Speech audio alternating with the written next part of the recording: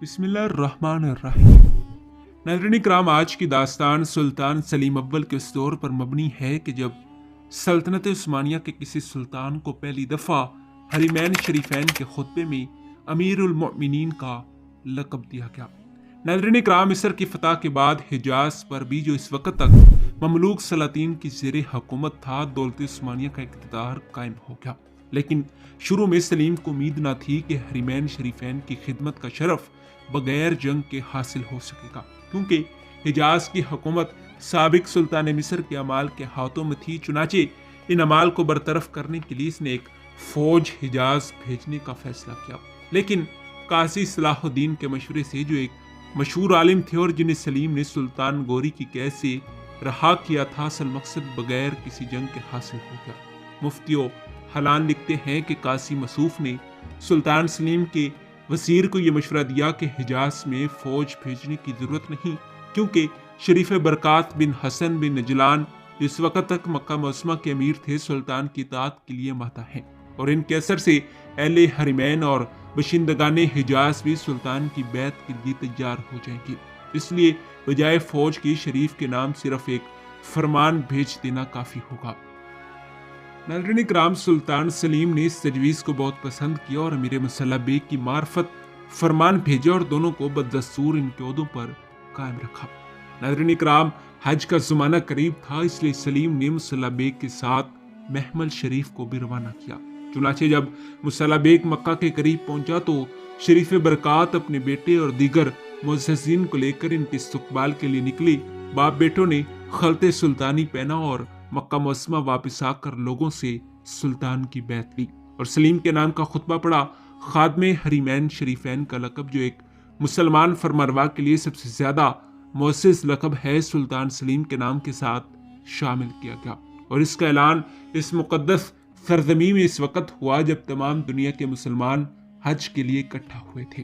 حرمین شریفین کی خدمت کا شرف سلیم کے بعد اس کے جانشینوں کو 400 برس تک حاصل رہا۔ ناظرین اکرام، اس طویل مدت میں انہوں نے باشندگان حجاز اور خصوصاً اہل حرمین شریفین کی خدمت کا حق جس طرح ادا کیا، اس کی تفصیل سے تاریخ کے صفحات پر موجود ہیں، اور اس کی بعد اربوں کو خون کے آنسو لا رہی ہے، جنہوں نے جنگ عمومی میں اپنی آزادی کی پیاس ترکوں کے خون سے بجھانی چاہی، مگر طلسم فرنگ کے پیدا کردہ سراب سے حقیقی حریت کی موجیں آج تک نہ اٹھ سکی۔ ناظرین اکرام، سلطان سلیم کو حرمین شریفین کی خدمت کا موقع صرف 3 سال کے لیے حاصل ہوا۔ اس قلیل مدت میں اس نے جو کچھ کیا، اس کا اندازہ اس بات سے لگایا جا سکتا ہے کہ سلاطین مملوک کی طرف سے شریف مکہ کو جو وظیفہ ملتا تھا، سلیم نے اس میں 500 دینار کا اضافہ کر دیا۔ اس نے ایک دفتر قائم کیا جس میں حرم محترم کے مجاوروں کے نام لکھے گئے، ان میں سے ہر ایک کا وظیفہ 100 دینار مقرر کیا گیا، جو مصر کے خزانے سے ادا کیا جاتا تھا۔ ناظرین اکرام، اس نے 30 آدمیوں کی ایک جماعت مقرر کی جو روزانہ قرآن پاک کا ایک ختم پڑھتی تھی، اور ان میں سے ہر ایک کی تنخواہ 12 دینار مقرر کی گئی۔ سلاطین مصر ہر سال بدوؤں فقراء مکہ کے لیے گلا بھیجا کرتے تھے۔ سلیم نے اس دستور کو جاری رکھا اور حکم دیا، اور ہر سال 7000 اردب کم و بیش 1400 من گلا اہل حرمین کے لیے بھیجا جائے۔ ناظرین اکرام، اس میں سے 5000 اردب مکہ معظمہ کے لیے اور 2000 اردب مدینہ منورہ کے لیے مقرر ہوا۔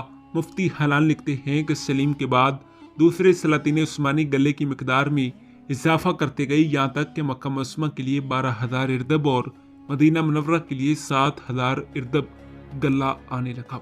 ناظرین اکرام، سلیم نے مکہ معظمہ میں مقام حنفی کو اثر نو تعمیر کیا اور مدینہ منورہ میں امیر مسلح بیگ کو بھی بہت سے رفائی کام انجام دینے کا حکم دیا۔ اس کی داد و دہش اور امور خیر کا نتیجہ یہ ہوا کہ تھوڑے ہی دنوں میں حرمین شریفین میں فارغ البالی پھیل گئی۔ شیخ قطبی، جو مکہ کے ایک مشہور عالم اور سلیم کے معاصر تھے، بیان کرتے ہیں کہ میں اپنے بچپن میں مطاف کو اکثر خالی پاتا تھا اور تنہا طواف کرتا تھا۔ بازار صحیح کو بھی چاشت کے وقت تک سنسان دیکھتا تھا اور اکثر دیکھتا تھا کہ گلا فروشوں کے قافلے آئے ہوئے ہیں، مگر خریدنے والے بہت کم ہیں۔ لیکن اب دولت عثمانیہ کے عہد میں لوگوں کی کثرت ہے، رزق وسیع، خوشحالی اور फारग उल-बाली है और लोग इस सल्तनत की ज़ेर साया अमन व इत्मीनान में हैं और इसके नामो इकराम के दरिया में गोते लगा रहे हैं। जी हाँ नाज़रीन किराम, यही हमारी आज की वीडियो का मौजू था। उम्मीद है कि आपको वीडियो पसंद आई होगी। मिलते हैं इसी मौजू की अगली किस्त के साथ, तब तक दीजिए इजाज़त। खुदा हाफिज़।